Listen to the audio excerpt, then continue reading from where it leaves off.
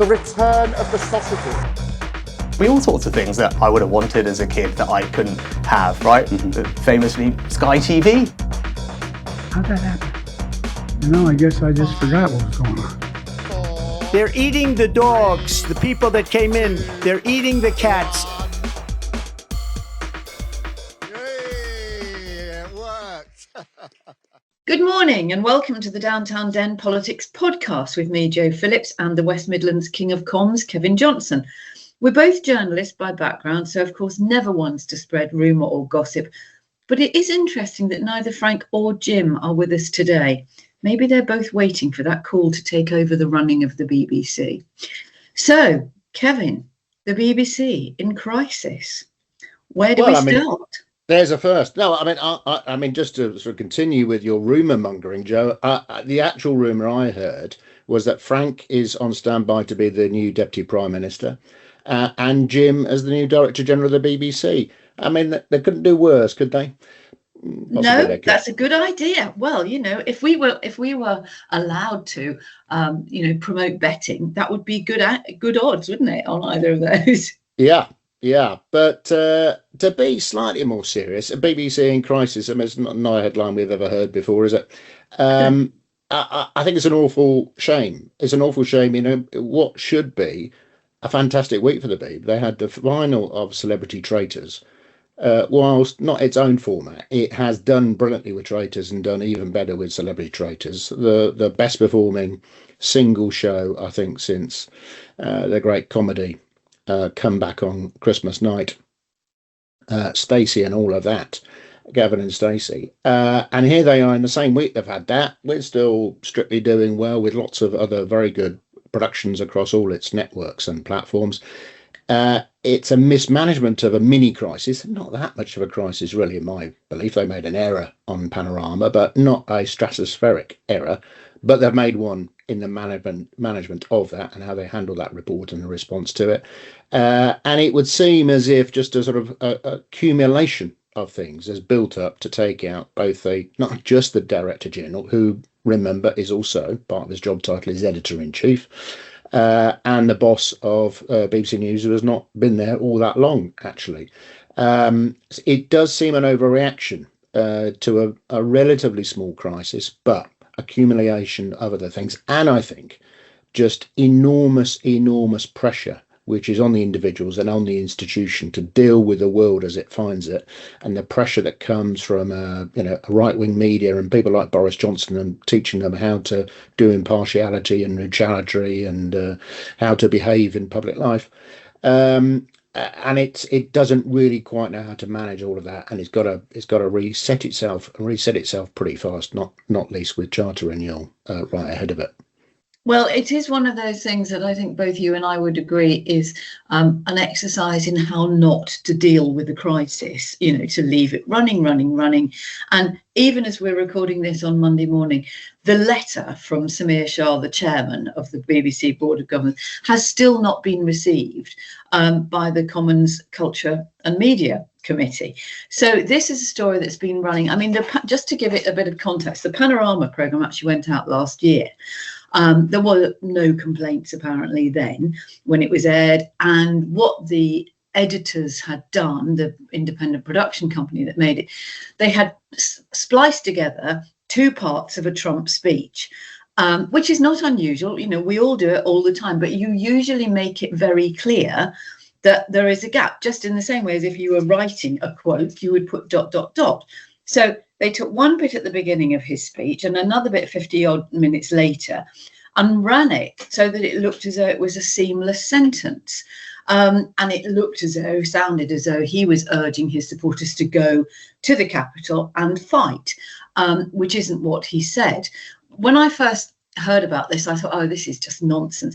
But I looked at it and I thought, for crying out loud, why on earth didn't they just put a flash or a wipe between the two clips or something to show that it was a montage, and it would have been dealt with? But I think, as you say, Kevin, it's the accumulation. There's Hugh Edwards, there's Gary Lineker, there's Bob Vinell at Glastonbury. There's been all sorts of things. And the latest, actually, which in a way, although it's minor, is very indicative of what is the problem. Is, you know, the very respected presenter Martine Croxall raising her eyebrows and correcting the ridiculous phrase pregnant people to pregnant women. Now, any sensible journalist or any decent editor could have avoided that by rewriting the sentence in the first place before it went to air, by saying, I think it was a health story or something, you know, that people who were vulnerable, pregnant, elderly, or at risk, or whatever, and you've dealt with it. So it's sloppy journalism, it's bad oversight. And I think the problem with Tim Davie is he might have been quite a good manager, although I think that jury's out on that, but he wasn't a journalist. I think that's a big issue, and I don't want to knock him because I've heard many good things about him, and by all accounts, he's a very decent man. And even if you're on 500,000, coming under the kind of pressure he's come under of late, or any DG ever does, because they all pretty much go in some kind of crisis, Bashir, Savile, etc., you name it, back to the Iraq War, etc. They all go over some sort of crisis which they don't handle all that well. I do think it's a problem, though, when there's lots and lots of things that the BBC does. Arguably, it does too many things. It overreaches in certain areas. But notwithstanding that, overall, it is one of the most important institutions in this country for culture, for entertainment, for democracy, for news, for current affairs, for our information and entertainment. It's still incredibly important. And anybody who doesn't really get the BBC has to understand not only what it delivers, but actually it's acting as the pillar of the broader cultural sector and of broadcasting and media in particular. The rest of the media wouldn't be able to operate in the way it does. It wouldn't have the talent flow, it wouldn't have the ideas, it wouldn't have the history to build upon if you didn't have the BBC. So it's incredibly important that we protect it, but we manage it well. But of course, it's got to be held accountable.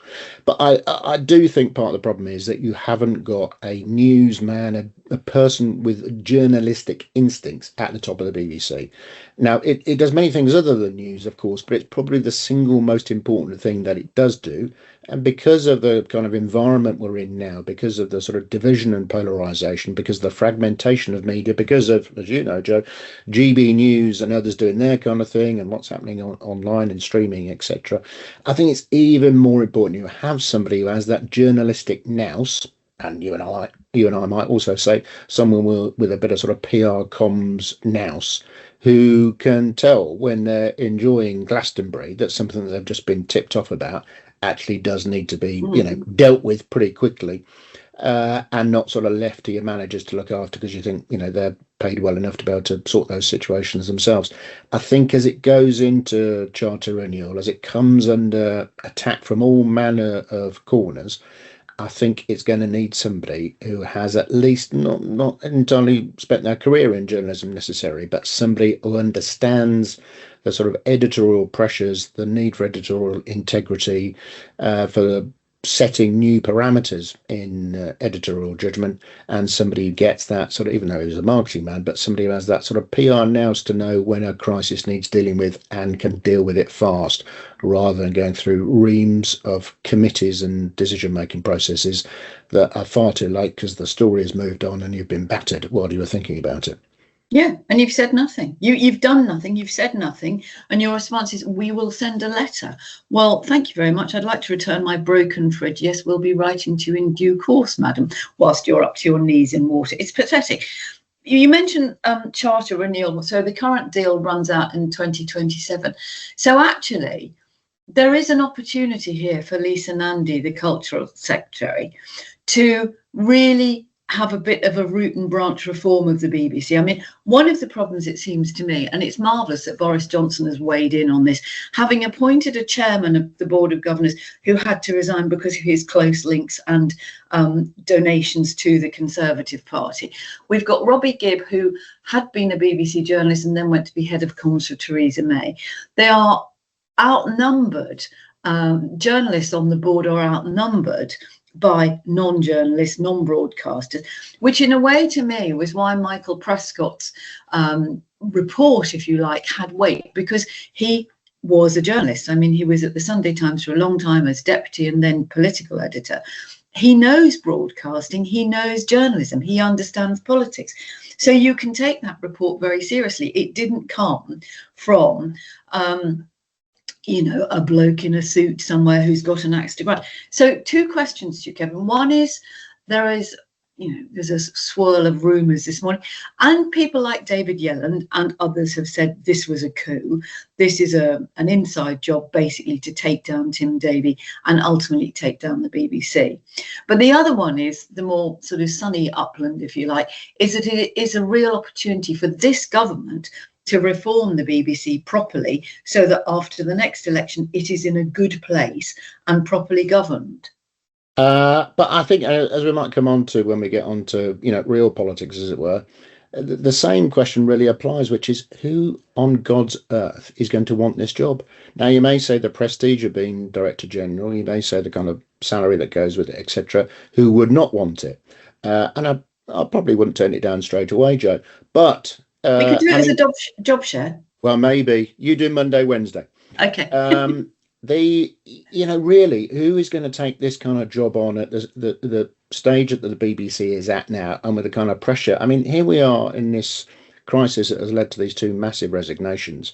And as you mentioned, you've got Boris Johnson blurting on about impartiality and accountability and goodness knows what else. You've got Trump and his spokesperson, rejoicing on the graves of the 2 executives who've just been killed.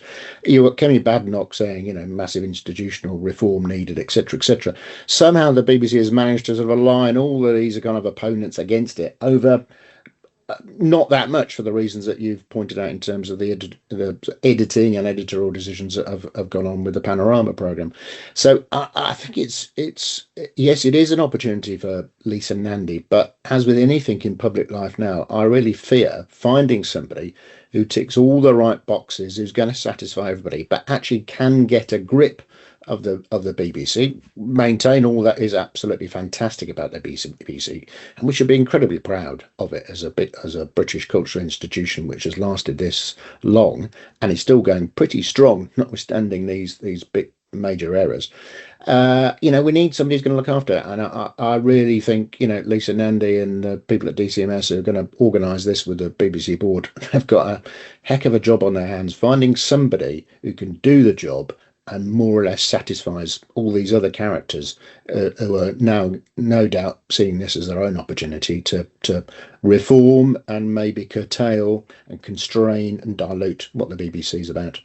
And I completely agree with you. I mean, yes, it has its faults, everything does, but it is such a valuable part of British life, if you like. And at a time when, we're grappling and our way of life, our beliefs and our institutions are under threat, we need the BBC more than ever. The thing that I find so sad, and I'm sure there are many colleagues, around the world whose work is undermined by something that is relatively minor.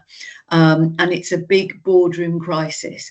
But if you're, Lise Doucette in whichever war-torn country she's in, or Jeremy Byrne in the Middle East, or any of the reporters around the world who are actually risking their lives to bring truth and accuracy to people who wouldn't otherwise get it, this is really disappointing. And of course, it undermines the really good work of something like Panorama, which revealed the scale of misogyny and racism and homophobia at Charing Cross Police Station. And that was months and months and months of undercover, dedicated, diligent work. And all of that's gone in a crisis. And of course, there will be people saying, oh, well, they had to go because Trump would have probably dispatched Sarah Smith and the BBC America team, a bit like Putin got rid of Sarah Rainsford, the former Russia correspondent. But, yes, you're absolutely right. It is about trust, and we really need to have it restored. And it would be a very good legacy for Lisa Nandy to leave behind, because she's had her critics, but this is a really good opportunity for her as well. It is, and she had a bit of a tough week herself, didn't she? So maybe this is a bit of a relief for her, so the focus is off her bit of maladministration and onto the BBC. I would also say, just to pick up your earlier point, that the Martin Croxall point, I mean that really sort of shook me in a way, even more than the crisis over Panorama and the BBC's handling of it. I mean, that whole business of, and this just makes it, the BBC, such an easy target. Exactly. for the people who reign against it over the sort of cultural war issues, etc., whatever, however you might like to describe it.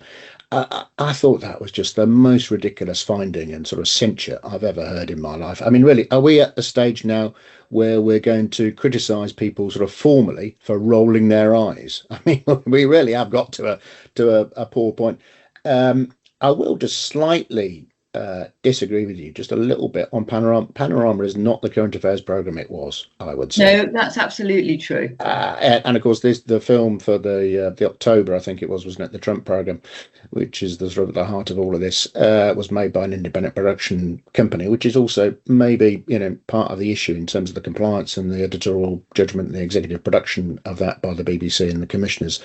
There's probably a point to look at there, and the Charing Cross episode I did watch because I happen to know some people who work at Charing Cross Police Station, not the people who were featured, I hasten to add. I mean, I thought it was an overdone. I thought it was a fattened up hour-long panorama that could have been done in about 30 minutes, really, with undercover reporting of some coppers in having a couple of beers. I mean, it did a good job, and the police officers who have gone deserve to go, but I thought it was sort of padded out current affairs in my view. Panorama could do with being restored to some of its former self.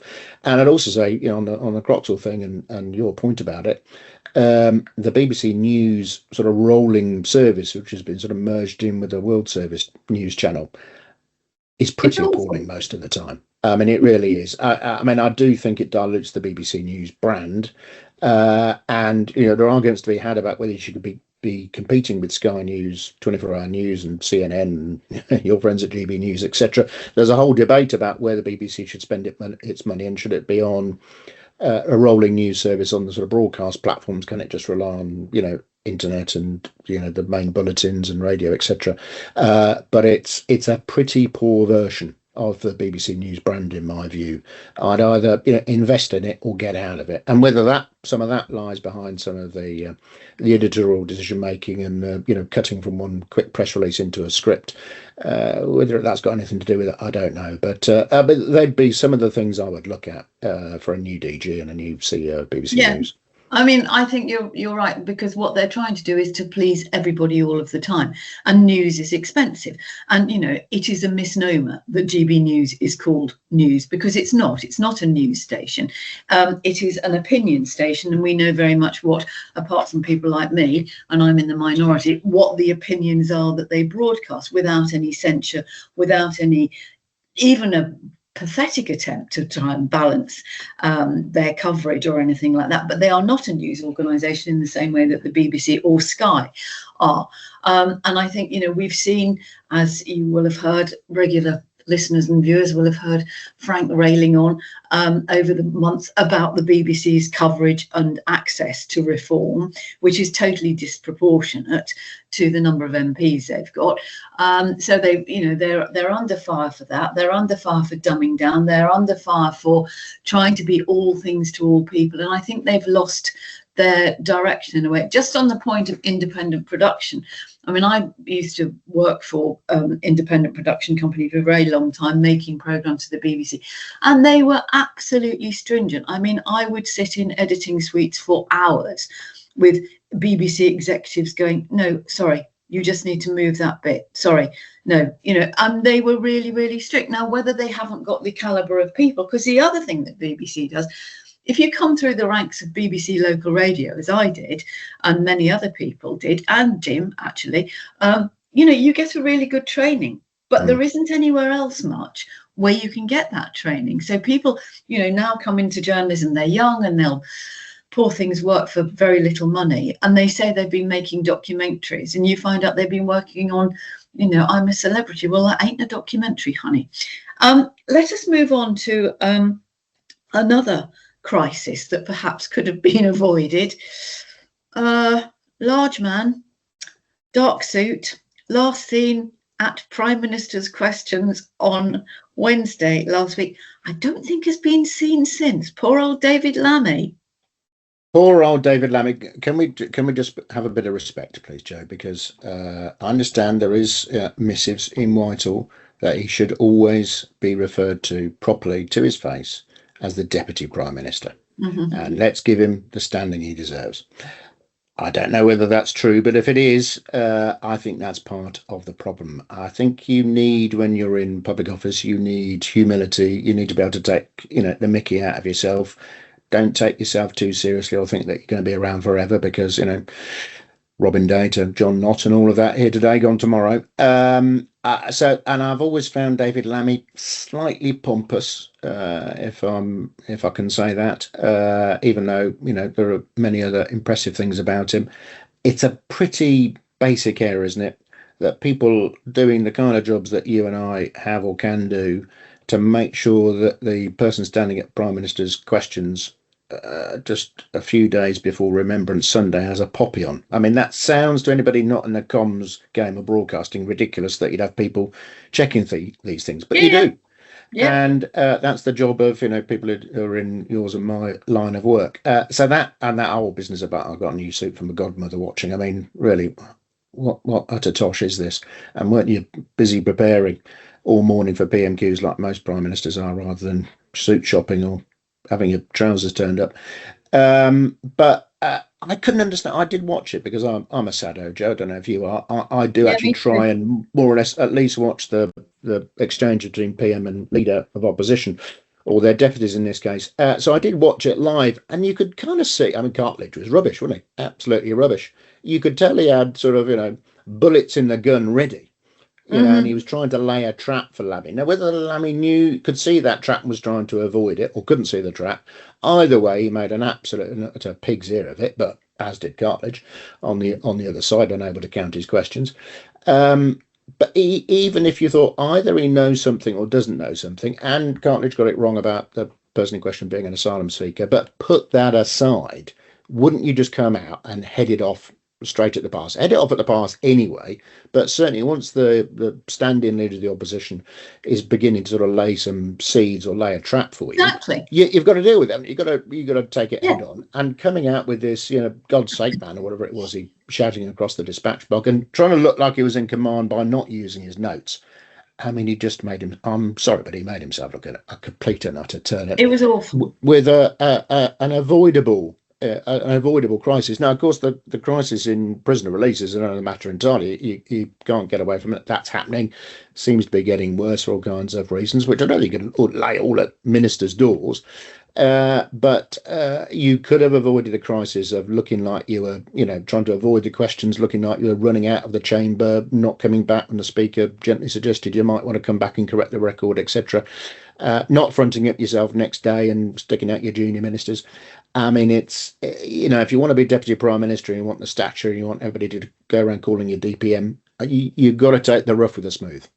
Yeah, and it was quite clear that the, hitherto and subsequently unknown Tory who was asking the questions, who I think is a shadow defence person, but he obviously got something. Lammy must have had an inkling, and the thing to do was to say, I understand where the right honourable gentleman is going with this. I will be making a statement to the House later on today with my other hat on as Justice Secretary. Thank you. Next question. Close it down. Move it on.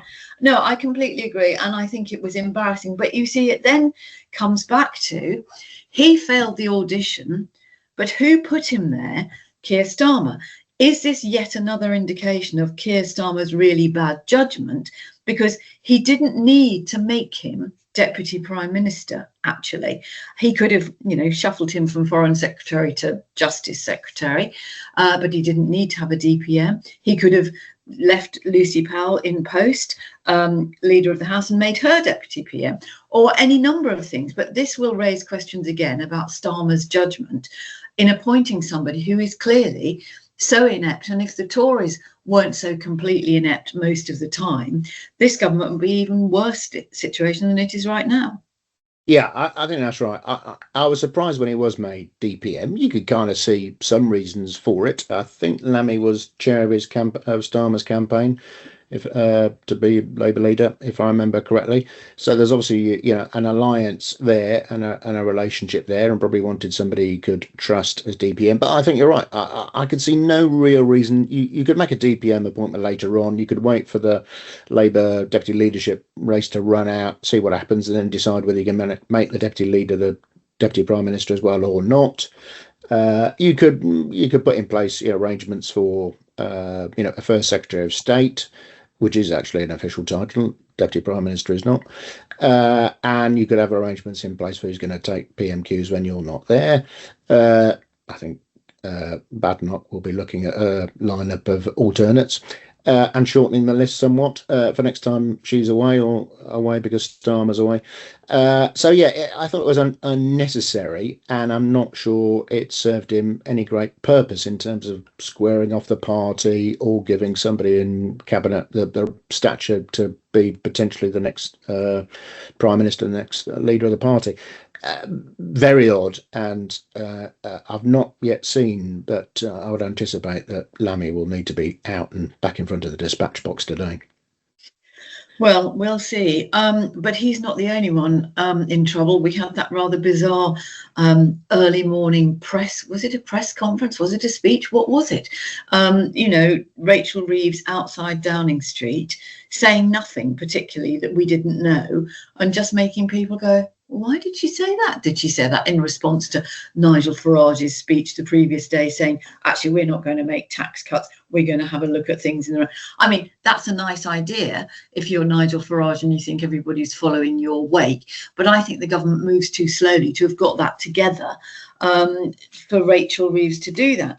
And we've already heard Lucy Powell, the new deputy leader, recently elected, warning against raising taxes. There's a report in The Guardian this morning saying that Labour could face the same wipeout as the Liberal Democrats if they break their manifesto pledge and raise income tax. And today, of course, is the day that Rachel Reeves gets the report from the Office for Budget Responsibility, which will largely determine where she goes. Probably not very far from what we think she's going to do, but it's unraveling rapidly, isn't it? I mean, there's only one question that follows Rachel Reeves' press conference, and that's why. Yeah. Why? Absolutely. What did you really say? What was the purpose? The whole kind of let's rally the nation at breakfast and listen to the Chancellor. I mean, you're not about to roll out the furlough scheme, are you? Or rescue the banks or whatever else. Or suddenly say, I found some extra money. Hurrah, don't worry, it's okay. Yeah. I mean, what a sofa I've just found that Jeremy Hunt left me. I mean, I find it bizarre. I mean, they're taking on, it's a sort of an interesting strategy that you're having a Chancellor who is engaging in the public, or at least in the media, in the run up to the budget. She's doing Radio 5 this afternoon. Not all that long from budget. Usually, Gordon Brown and all the rest that followed have, bunkered down in the Treasury and number 11, and you never see them for, and they've not seen sunlight for 3 months before the budget.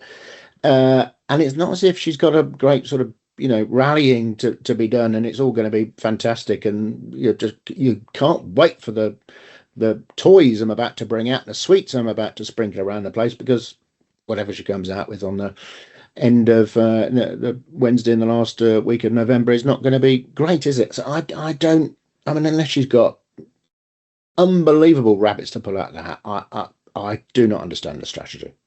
No, nor me. I mean, it was completely unprecedented. And as you say, Kevin, in the days of yore, you never heard anything. You never saw the Chancellor. They would emerge. And actually, I remember working on a financial desk many, many years ago, and you'd have to send somebody over to the Treasury to look at the budget statement, but you weren't allowed to remove it from the building. So financial editors and city editors were rushing over there, and they were sort of reading it as the Chancellor was speaking and trying to cover it. Nowadays, I mean, what is she going to surprise us with? And there is a point, I suppose, where most people are probably resigned to the fact that tax is going to have to go up some way or the other. There are many of us, myself included, who think, just bloody well get on with it. You've got a majority. You're doomed if you do, and you're doomed if you don't. So just be bold. Put income tax up, drop the relief on fuel duty, cut the triple lock, and cut benefits. And if your backbenchers don't like it, it's tough, because you've got 3 years to prove that that was the right thing to do. So be bold. You should have done that last year. But I suppose the other question is really this thing about manifesto promises. Now, you know, I speak obviously from the heart, having thought that it was a very stupid idea in the first place for the Liberal Democrats to ever say they would scrap tuition fees. You can't make promises like that, particularly about finance, because you don't know until you get there, and you don't know what's going to come around the corner. So, you know, should we actually even bother with manifesto pledges? Because, and does it matter if people break the promises? Well, they went too far with the manifesto, didn't they? You can set out your policy platform, you can set out your direction of travel, you can set out your sort of principles that are going to guide you in government. But, you know, events happen. Their argument would be they've come into office, they've found there's more holes in the budget than and in the sort of public finances than they anticipated, the £22 billion black hole, etc. They will argue, as she was trying to in that speech, that, you know, various events, geopolitics, security issues, tariffs, inflation, you know, staying too high, etc., all kinds of reasons why she can't maintain, or likely can't maintain, manifesto promises. But, you know, going, as I think we said last week, going into an election saying you will not raise the taxes which give, what is it, about 2/3 of the overall tax take, that you won't raise those, and a year ago saying, that's it, lads, I won't be back. Sorry about it. I've had to dip in and do the NICs thing, but this really is it. It's done. I mean, those were just two ridiculous things to say. And I've seen Rupert Harrison, used to work for George Osborne in the Treasury, saying more or less what you've just said, Joe, which is, you know, just get it over with. Just get it done. Take it, you know, take the brickbats, get it done. But make sure you give yourself the fiscal headroom now to get through the rest of the Parliament, get through the budget cycle. Make sure there is nothing that, other than, you know, massive COVID type things, whatever, or massive global financial crash, there's nothing that will make you come back and needing more tax, particularly from income tax and VAT, etc. Make sure you do that now, because, you know, they've got a massive majority. They've got 3 years to go if they can get through that Parliament, you know, which is a different situation to the Lib Dems are in, and tuition fees and so on.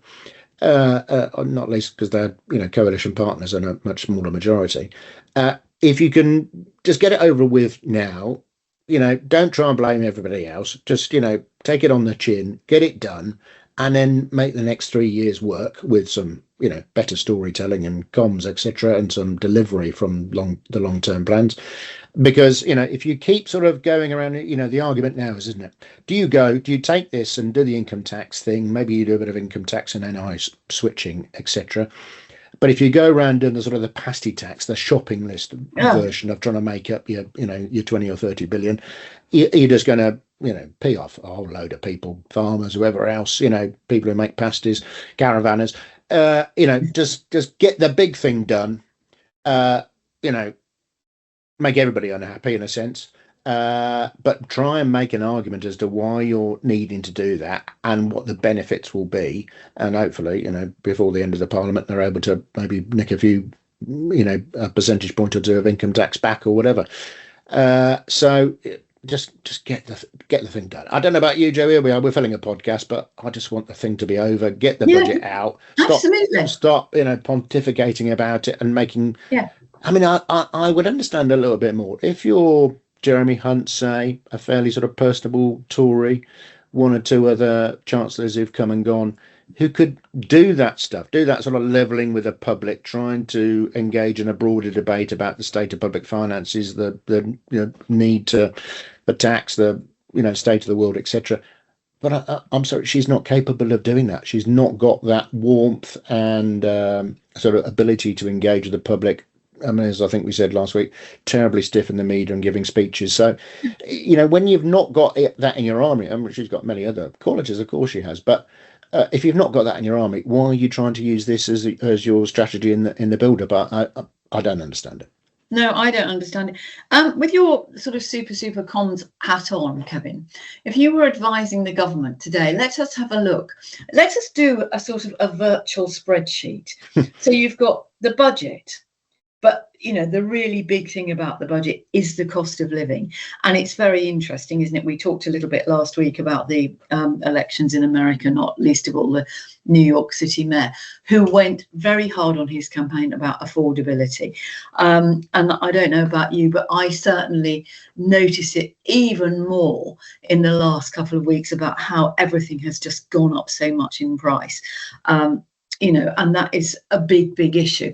So you've got the budget and the economy. You've got asylum seekers and immigration. And you've then got the Home Office, which we know is not fit for purpose. But John Reeves said that, many, many years ago, and it's still in its same incarnation, if you like. You've got prisoners being released because nobody can count. I mean, maybe that's something to do. Hey, maybe that was the Tories because he couldn't count the number of questions. So maybe they can't count them in, can't count them out. But on a more serious note, there is a crisis. It pretty much at every level of those top level, Home Office, Ministry of Justice, and the Chancellor of the Treasury. Where do you focus most? Where's your priority? Well, I think this is part of the problem, isn't it, really, that the government's never really been on the front foot since it's been in power. It's not had you'll remember even better than me, the sort of the Blairite years. I mean, at least the first two, you referenced the Bernie Ecclestone crisis, but I think that was about 2 years into Blair. Everything was absolutely swimming for about 2 years' time. He had ridiculously massive approval ratings, which you won't believe now about Blair with the kind of criticism he gets in the media. They've not really had that. Southport was, we can get, there's a whole another podcast there, but, that didn't help with the sort of some of the comms around that, although I think Starmer did grip that crisis, particularly in terms of the sort of processing of justice was very much down to him and his old experience as DPP.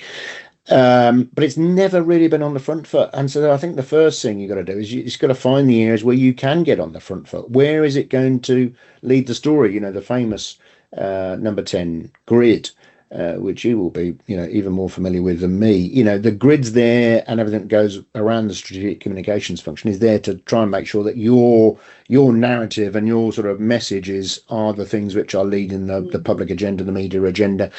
I mean, lots of things have changed since the Blair era and Campbell, etc. And, as we referenced in the first part of the podcast, the whole media landscape has changed. But it's got to get on the front foot. And that's very difficult now when it's fighting so many battles in a defensive mode rather than being out there and making the waves.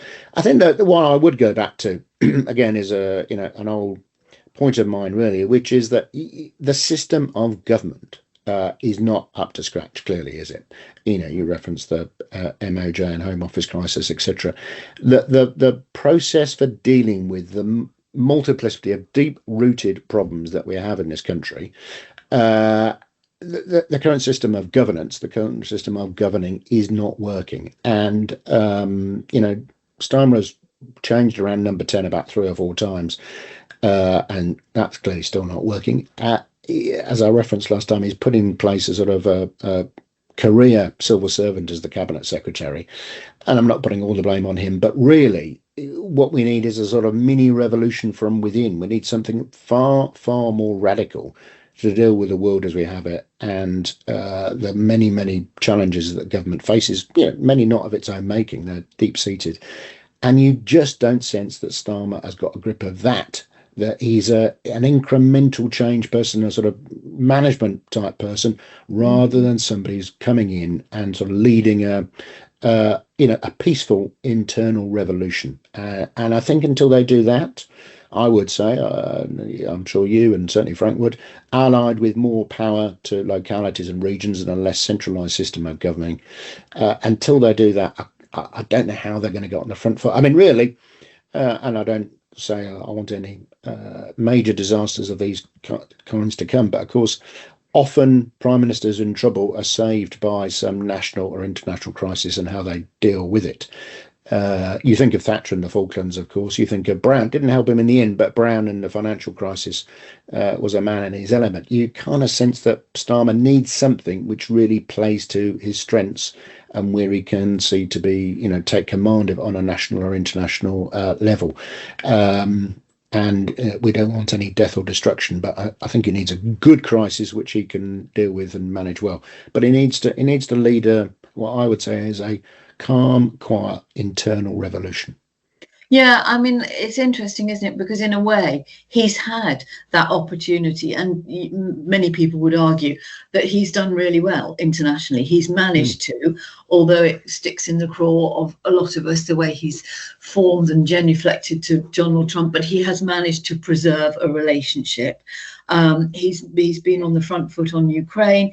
He's done really well on sort of leading the European group of the willing, and he's been spending more time, abroad or in the air than he has at home, which arguably means A, why you need to have a good deputy, and B, why you need to have a good cabinet secretary. And Chris Wormald clearly isn't, because he is of the old guard. And you have to say, well, okay, if your answer to every crisis is calling Louise Casey, what you need is to be creating and making the next lot of Louise cases so that you don't have these crises. Because, time and time again, and it's a bit like the BBC in a way, anyone who's read Rory Stewart's excellent book about his time as a minister, and he writes about becoming prison minister, and he really, really wanted it to succeed. He wanted to make changes, and he said publicly on television, I think, that if he hadn't seen improvements in 18 months, he would resign. That was in 2018, but the resistance he found from proposals to do some really sort of basic stuff like, actually, let's fix the broken windows with unbreakable glass. That'll stop the drones flying in the drugs. The resistance from prison officers, from prison governors and civil servants was unbelievable. And he finally, made a bit of a breakthrough. And in the morning, he was prisons minister. In the afternoon, he was at the Foreign Office. And that is part of the problem, isn't it? That, we've had, in the last dozen years, we've had the same number of prisons ministers. So, all the time we have this revolving hamster wheel of desperately ambitious or desperately desperate MPs becoming ministers and junior ministers. You're never going to get anything. And so the poor civil servants, in a way, they've got to keep the ship going, but they must get very disheartened because everybody comes in and say, right, well, we're going to make some marvellous changes. And they go, yeah, well, you'll be gone in 6 months, so we won't bother.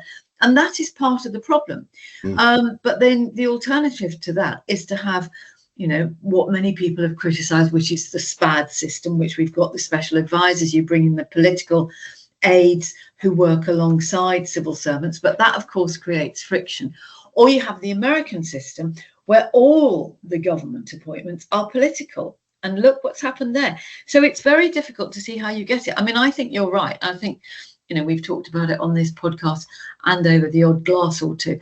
Devolution and locality has got to be the answer, because it's easier to be more accountable. And that has to be the way to go, surely. But, on the horizon, you've got Shabama Mahmood looking at Danish plans, or the idea of giving asylum seekers in hotels £100 on top of their 49 quid that they get anyway, to basically go and sofa surf, to get them out of hotels. Well, I mean, that is just, here's some more breadcrumbs for reform and the Daily Mail, because what does that mean? Lots and lots of what they call fighting age. It's interesting, isn't it? They say fighting age instead of working age. It's such a division. Either sleeping rough or, sleeping in overcrowded, unsuitable accommodation. So you can see they are confronted with a whole load of problems, but I don't see anybody in the government who's got the balls and the energy to get and they're not even 2 years in. If this was the end after 10 years, you'd say, well, they're tired. They shouldn't be tired. They shouldn't be. They're going to be absolutely exhausted come the next election, whatever the political landscape is. I'll give you 4 words from the Thatcher era, which I've heard a few times in the last week or so. Everyone needs a Willie. Yeah. And I don't see a Willie. in this government. I think it was probably supposed to be Pat McFadden. He's got shuffled off to work in pensions. I'm sure he's still playing a broader role than just that. Darren Jones now seems to be doing 2 jobs at least, and not see much of him, although that might be a good thing because you probably shouldn't see too much the Willie Whitelaw type figure. For our younger viewers who don't know who the Willie is, Willie Whitelaw became effectively Deputy Prime Minister to Margaret Thatcher, and he was there to sort of put out the fires, be the Minister for the Today programme, put out the fires internally, sort things out, be the sort of cabinet enforcer type role, which people have followed up.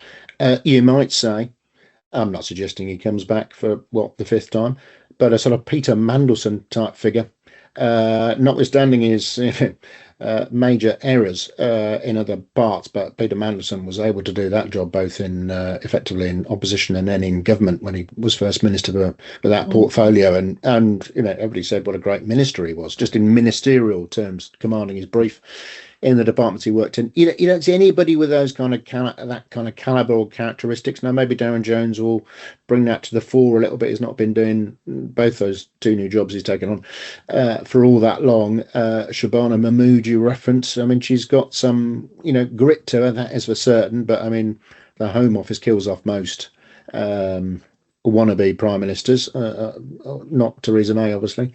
But it does, I think it's systemic, it's institutional changes needed, an ability to kind of look at the horizon and think we've got to kind of re-engineer how we run the state in a different way. And I think you look at it now, we've talked in the last couple of weeks, talked about the crisis at the BBC and the crisis in the royal family, 2 of the major pillars of this country, the sort of the fabric, the essence, the things that characterise Britain in many ways, rest in the BBC and the royal family and many other sort of institutions and traditions, but they're 2 of the big ones, and they're both either in or been in crisis. If I was in the middle of government, you'd be thinking that there's something broader at play here. There are things that, there's a danger, just going back to the BBC for a moment, there's a danger of throwing the baby out with the bathwater unless we deal with this situation and we deal with kind of how do we tackle these kind of problems and how do we engage the public and bring them along on a sort of policy journey with us. We are, I'm not backing the words of Elon Musk, we're not going to have a civil war, but we're going to have a testier and testier population which is even more and more divided and even more and more polarised. You do need a government, even if you don't vote for it, you need a government which has got a command of affairs and looks like it's bringing about the kind of changes needed to deal with the world as we know it today and as is coming along tomorrow. And I don't sense that in this government, and I certainly don't see the Willie Whitelaw figure. No, I think that's a very good point. Everybody needs a Willie, and I would like to leave it there, except just on the point of Keir Starmer flitting around the globe, racking up the air miles. I was slightly surprised to hear that the COP opens in Brazil. Well, I thought it opened last week because there was an awful lot of coverage, and Keir Starmer was there, obviously not for the opening, but presumably for the mojitos or something like that. And you talk about the things that are really important, and they are to a certain extent the things that are too big for us as individuals to deal with, and the biggest one of those is probably, arguably, the climate crisis. 250 million people have been displaced in the last 10 years because of climate crisis, whether that's floods, drought, whatever, which then feeds into immigration. And then feeds into all the other problems that link to that. And it then feeds into cost of living and so on and so forth. Is there any point in these global meetings? I mean, whether it's COP, whether it's the UN, whether it's any of these things, because, you've talked very eloquently, Kevin, about trust in institutions, which has been diminished, and, partly because of the institution's own failings, but also because of a more sceptical, cynical and social media driven public, if you like. But is there any point in these sort of showpiece events that cost a fortune, create a lot of disruption, come out with lots of papers and do absolutely bugger all? Well, I think it's a tricky one, isn't it? On the one hand, you can criticise the US, China, India, I think, Russia, possibly, probably. I think, the biggest polluters in the world are not engaging in COP, and certainly their heads of government are not engaging in COP anyway at the very highest levels. And I think it'd be right to criticise them for not engaging in that process of trying to deal with climate change and all that goes with it. You can equally criticise Keir Starmer, given everything that we've just referenced and lots more. What's he doing, spending days away, on a plane to backwards and forwards to Brazil for a bit of chatter? I mean, you can't win, can you, in either direction? And I understand he took a rather late decision to whether to go to COP and engage, probably going through the same kind of judgment making that we're just alighting upon. Overall, I think he's right to do it. I think it's one of the biggest challenges facing the world, made worse by the fact, particularly in the White House, or at least what's left of the White House building. In the White House, you've got effectively a climate change denier. And you're not getting all the countries, all the leaders in the world either engaging in the process or not then following through on the promises they make at the COP various summits. So, and even though overall Britain is a small-time polluter in the grand scheme of things, it's got a bigger role to play, not least because of the origins of the Industrial Revolution, etc., and the role that it can play on the world stage. So I think he's right to do it. I'm still pleased that this government is committed to dealing with climate change and sustainability. You can argue about the policies, but I think it's right that it puts it front and centre, and that it is an economic, has massive economic potential, as well as the sort of short-term pain you've got to go through to get there.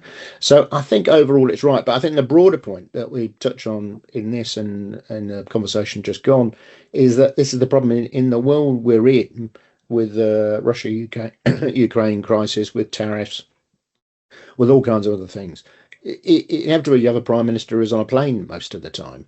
And the same criticisms were laid at Blair, at Brown, when they were travelling around because of Iraq or the financial crisis, and other prime ministers, many of them since, they're often criticised for sort of not being at home. But what else can you do? I mean, I don't see what the alternative is to that, other than you've got to have a system of government, and you've got to have the people in government who are capable of getting on with the job while the Prime Minister is away. Really, we shouldn't, like any organisation, if you're in a situation where when the boss is away, working abroad or on holiday or whatever else, and the thing falls apart because they're not there because of a minor crisis or two, well, there's something more fundamentally wrong than the person in charge or how many plane trips they're on. I don't think anybody really can make a criticism of Starmer that he's living the high life and he's there for the champagne and the carnivals. It didn't strike me as a man who's there for that kind of status and activity. I'm sure he's working hard while he's there and doing what he thinks is right for the country. But I think the broader point is we shouldn't really be in a system where when the PM's away, the whole thing falls even more into disrepair than when he's here. Well, or you could argue that on some of these occasions, actually, you send your Environment Secretary or your Foreign Secretary or your Defence Secretary. I mean, what is the point of having those? If your job is to be the captain of the ship, you stay on the bridge. You don't go down below and deal with a fight in the mess room or fix the engine. You actually stay on the bridge and keep steering the vessel. I think that argument does hold some water. It would hold even more water if you'd have made, just going back to our earlier conversation, if you'd have made Lammy stayed as Foreign Secretary and you made him Deputy Prime Minister. So you gave him sort of extra status. So when he's going to COP or he's going to Coalition of the Willing meetings or whatever else, he's going, he's then very much the next best thing to the Prime Minister, and the Prime Minister's got to stay at home for, whatever reasons. But you've got the next best thing, almost the kind of, you had it with Hague, didn't you? You got a sense when Hague was abroad for Cameron, you got a sense that, you really were having the sort of the next best thing to the Prime Minister. It wasn't a kind of just the next layer of minister. He really was, almost Prime Minister, and Hague had many qualities. I think that'd be easy if you'd have made a joint sort of Foreign Secretary DPM type appointment. It would be easier then to send that person and do more of that prime ministerial type stuff on foreign soil. Well, Anyway, at the end of a week, we know that David Lammy's got a nice new suit. We hope his godmother was admiring the suit and perhaps not listening to the exchange. We also know there are good cops and bad cops. And Kevin and I are both good cops. And hopefully, but who knows, Frank and Jim may join us next week, or we might be back. We'll wait and see. Have a good week.